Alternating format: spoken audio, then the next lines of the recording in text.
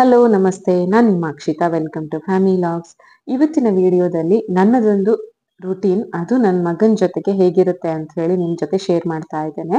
ಇದು complete routine ಅಲ್ಲದಿದ್ರೂ ಪ್ರತಿಯೊಂದು ಕೆಲಸದಲ್ಲಿ ನಾವು ಮಕ್ಕಳ ಜೊತೆಗೆ ಹೇಗೆ ನಮ್ಮನ್ನು ನಾವು ತೊಡಗಿಸಿಕೊಳ್ತೇವೆ ಅಂಡ್ ಅದ್ರದ್ದು ರಿಸಲ್ಟ್ ಹೇಗಿರುತ್ತೆ ಅನ್ನೋದು, ಹಾಗೆ ನನ್ನದೊಂದು ಎಕ್ಸ್ಪೀರಿಯನ್ಸ್ನ ನಿಮ್ಮ ಜೊತೆ ಶೇರ್ ಮಾಡ್ತಾ ಇದ್ದೇನೆ. ನಾವು ಮಕ್ಕಳ ಜೊತೆಗೆ ಟೈಮ್ ಕಳೀತಾ ಇದ್ದ ಹಾಗೆ ಕೆಲವೊಂದಿನ ನಮ್ಗೆ ಸುಸ್ತು ಅಂತ ಅನ್ನಿಸ್ತದೆ, ಕೆಲವೊಂದಿನ ಮಕ್ಕಳ ಜೊತೆಗೆ ಇನ್ನಷ್ಟು ಮುದ್ದು ಮುದ್ದು ಅಂತ ಅನ್ನಿಸ್ತದೆ, ಕೆಲವೊಂದ್ಸಲ ಅಯ್ಯೋ ಎಷ್ಟೊಂದು ಕಿರಿಕಿರಿ ಮಾಡ್ತೀಯಾ ಅಂತ ಅನ್ನಿಸ್ತದೆ. ಸೊ ಈ ತರ ಒಂದೊಂದಿನ ಒಂದೊಂದ್ ರೀತಿ ಇರುತ್ತೆ.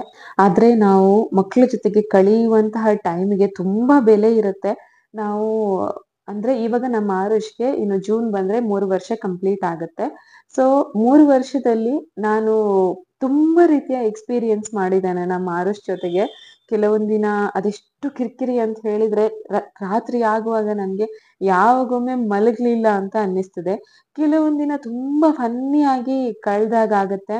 ನನ್ಗೆ ಆರುಷ್ ಇಲ್ಲದಿದ್ರೆ ಈ ದಿನ ಇಷ್ಟು ಚೆನ್ನಾಗಿ ಇರ್ತಿರ್ಲಿಲ್ಲ ಅಂತ ಯೋಚನೆ ಕೂಡ ಬಂದದ್ದಿರುತ್ತೆ.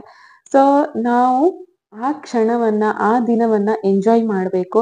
ಅದೆಷ್ಟೇ ಕಿರಿಕಿರಿ ಆದ್ರೂ ಪರವಾಗಿಲ್ಲ, ಅದನ್ನ ಕಾಮ್ ಆಗಿ ಅಕ್ಸೆಪ್ಟ್ ಮಾಡ್ಬೇಕು. ನನ್ನಿಂದ ಕೂಡ ಕೆಲವೊಂದ್ ದಿನ ಸಾಧ್ಯ ಆಗೋದಿಲ್ಲ. ಆದ್ರೂನುವೆ ನಾನೊಂದ್ ಮಾತು ಹೇಳೋದೇನಂದ್ರೆ, ನಾವು ಆ ಕ್ಷಣವನ್ನ ಎಂಜಾಯ್ ಮಾಡಿದ್ರೆ ನಮ್ಗೆ ರಿಗ್ರೆಟ್ ಅನ್ನೋದು ಇರೋದಿಲ್ಲ. ಯಾಕಂದ್ರೆ ಇನ್ನೊಂದ್ ದಿನ ಆದ್ಮೇಲೆ ನಾವು ಮತ್ತೆ ಯೋಚನೆ ಮಾಡ್ಬಾರ್ದು, ನಾನು ಆ ದಿನವನ್ನ ಅಷ್ಟು ಕೆಟ್ಟದಾಗಿ ಕಳಿಬಾರ್ದಿತ್ತು ನನ್ ಮಗುವಿನ ಜೊತೆಗೆ ಅಂತ ಹೇಳಿ ನಾವು ಆ ರೀತಿ ಒಂದು ಬೇಜಾರ್ ಮಾಡ್ಕೊಳ್ಬಾರ್ದು. ಅದಕ್ಕೋಸ್ಕರ ಆ ಕ್ಷಣವನ್ನ ನಾವು ನಮ್ಮಿಂದ ಸಾಧ್ಯ ಆದಷ್ಟು 100% ಅಲ್ಲದಿದ್ರೂನುವೆ 99.9999% ಆ ಒಂದು ಟೈಮ್ ಅನ್ನು ನಾವು ಒಳ್ಳೆಯ ರೀತಿಯಲ್ಲಿ ಸ್ಪೆಂಡ್ ಮಾಡೋದಕ್ಕೆ ಪ್ರಯತ್ನ ಪಡ್ಬೇಕು. ನಾನು ಕೂಡ ಅದೊಂದು ಕೆಲವೊಂದ್ ದಿನ ಮಿಸ್ ಮಾಡ್ಕೊಳ್ತೇನೆ. ಅವನೇನಾದ್ರೂ ಕಿರಿಕಿರಿ ಮಾಡಿದ್ರೆ, ಅವನೇನಾದ್ರೂ ಗಲಾಟೆ ಮಾಡಿದಾಗ ಕೆಲವೊಂದ್ಸಲ ವಾಯ್ಸ್ ರೈಸ್ ಮಾಡ್ತೇನೆ.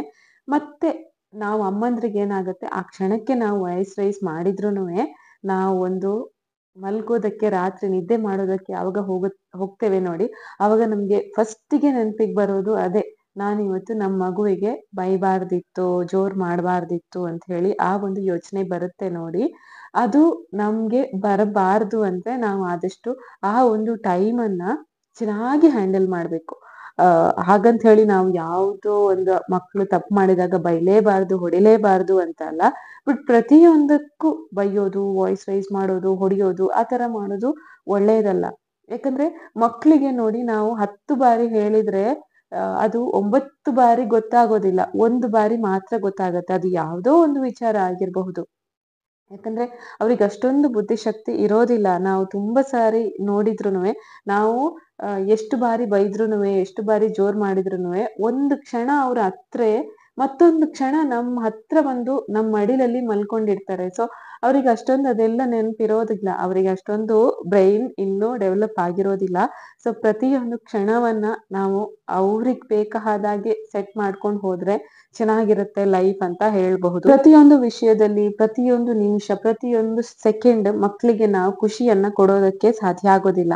ಅಂದ್ರೆ ಮಕ್ಳು ಏನ್ ಎಕ್ಸ್ಪೆಕ್ಟ್ ಮಾಡ್ತಾರೆ, ನಾವು ಅವ್ರ ಜೊತೆ ಆಟ ಆಡ್ಬೇಕು, ಅವ್ರ ಜೊತೆ ಕುಣಿಬೇಕು, ಅವ್ರ ಜೊತೆ ಜಿಗಿಬೇಕು, ಅವ್ರು ಊಟ ಮಾಡುವಾಗ ನಾವು ಊಟ ಮಾಡ್ಬೇಕು. ಈ ತರ ಸುಮಾರಷ್ಟು ವಿಷಯಗಳನ್ನ ಅವ್ರು ನಮ್ಮಿಂದ ಎಕ್ಸ್ಪೆಕ್ಟ್ ಮಾಡ್ತಾರೆ. ಬಟ್ ನಮ್ಗೆ 24x7 ಅದನ್ನ ಕೊಡೋದಕ್ಕೆ ಸಾಧ್ಯ ಆಗೋದಿಲ್ಲ. ನಮ್ಗೆ ಕೂಡ ಬೇರೆ ಕೆಲ್ಸ ಇರುತ್ತೆ. ಇವಾಗ ವರ್ಕಿಂಗ್ ವುಮನ್ ಆದ್ರೆ ಅವ್ರಿಗೊಂದು ರೀತಿಯ ಕೆಲ್ಸ ಇರುತ್ತೆ.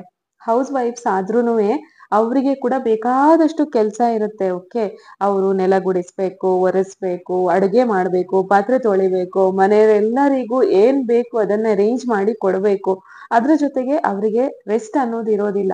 ಅಂಡ್ ಹೊರಗಡೆ ಹೋಗಿ ಕೆಲಸ ಮಾಡಿ ಬಂದಾಗ ನಮ್ಗೊಂದು ಸುಸ್ತಾದ್ರೂನುವೆ ಒಂದು 10 ಜನರ ಜೊತೆಗೆ ಬೆರ್ತಾಗ ನಮ್ಮ ಮನ್ಸಲ್ಲಿ ಒಂದು ರಿಫ್ರೆಶ್ಮೆಂಟ್ ಇರುತ್ತೆ.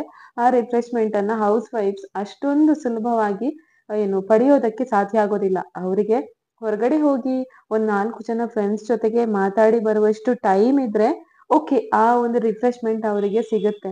ಆದ್ರೆ ದಿನ ಪೂರ್ತಿ ಮನೆಯಲ್ಲೇ ಇರ್ತಾರೆ, ಮನೆ ಕೆಲ್ಸದಲ್ಲೇ ಇರ್ತಾರೆ, ಆ ಕೆಲ್ಸ ಈ ಕೆಲ್ಸದಲ್ಲೇ ಟೈಮ್ ಕಳೀತಾರೆ, ಮಕ್ಕಳನ್ನ ನೋಡ್ಕೊಳ್ಳೋದಲ್ಲೇ ಅವ್ರದ್ದು ದಿನ ಎಲ್ಲ ಕಳೀತದೆ ಅಂದ್ರೆ ಅವರಿಗೆ ಕೂಡ ಏನೋ ಒಂದು ರಿಫ್ರೆಶ್ಮೆಂಟ್ ಬೇಕು. ಸೊ ಅದು ವರ್ಕಿಂಗ್ ವುಮನ್ ಆಗಿರ್ಲಿ ಅಥವಾ ಹೌಸ್ ವೈಫ್ ಆಗಿರ್ಲಿ, ಅವ್ರಿಗಾದಂತಹ ಕಷ್ಟ ಆಗಿರಬಹುದು, ಸ್ಟ್ರೆಸ್ ಆಗಿರಬಹುದು, ಟೆನ್ಷನ್ ಆಗಿರಬಹುದು, ಪ್ರಾಬ್ಲಮ್ಸ್ ಆಗಿರಬಹುದು, ಹೆಲ್ತ್ ಇಶ್ಯೂಸ್ ಆಗಿರಬಹುದು, ಎಲ್ಲ ರೀತಿಯ ಇಶ್ಯೂಸ್ ಇದ್ದೇ ಇರುತ್ತೆ.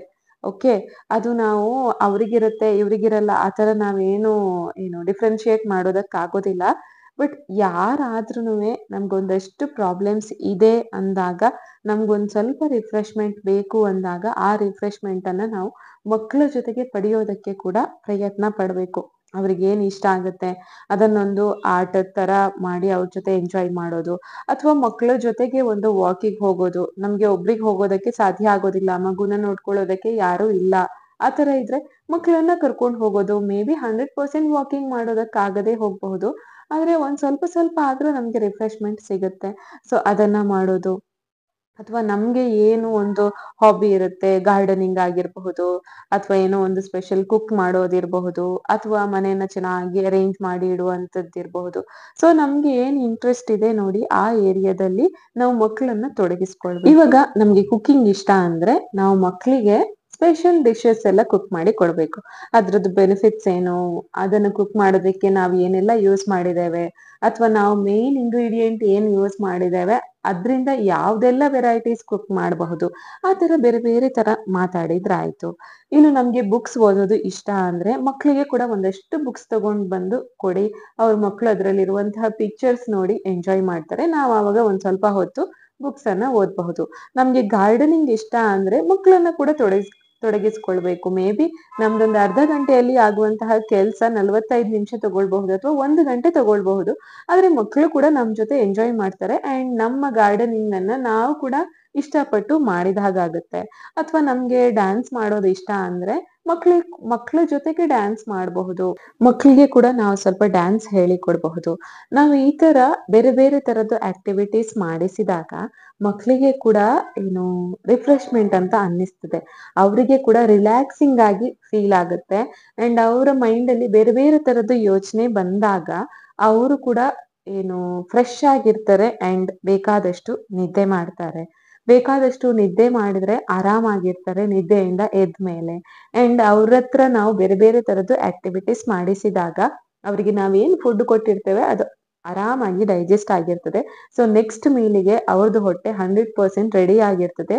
ಸೊ ನೆಕ್ಸ್ಟ್ ಮೀಲ್ ಅನ್ನ ಅವರು ಇಷ್ಟಪಟ್ಟು ತಿಂತಾರೆ. ಮಕ್ಕಳು ಫುಡ್ ಒಂದು ಆರಾಮಾಗಿ ತಿಂದ್ರೆ ನಮ್ಗೆ ಒಂದು ಏನು ನಮ್ಮ ಹೊಟ್ಟೆ ತುಂಬಿದಷ್ಟು ಖುಷಿ ಆಗತ್ತೆ.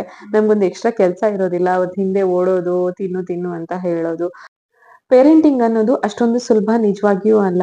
ಅದು 3 ವರ್ಷ ಆಗ್ಲಿ, 4 ವರ್ಷ ಆಗ್ಲಿ, 5 ವರ್ಷ ಆಗ್ಲಿ, ಅದು ಮಕ್ಕಳಿಗೆ ಎಷ್ಟು ವರ್ಷ ಆದ್ರೂನುವೆ ಅವ್ರವ್ರ ಏಜ್ಗೆ ತಕ್ಕಂತೆ ಅವರು ಬೆಳಿತಾರೆ, ಅಂಡ್ ಅವ್ರವ್ರ ಏಜ್ಗೆ ತಕ್ಕಂತೆ ನಮ್ಮ ರೆಸ್ಪಾನ್ಸಿಬಿಲಿಟಿ ಕೂಡ ಚೇಂಜಸ್ ಆಗ್ತಾ ಹೋಗ್ತಾ ಇರ್ತದೆ.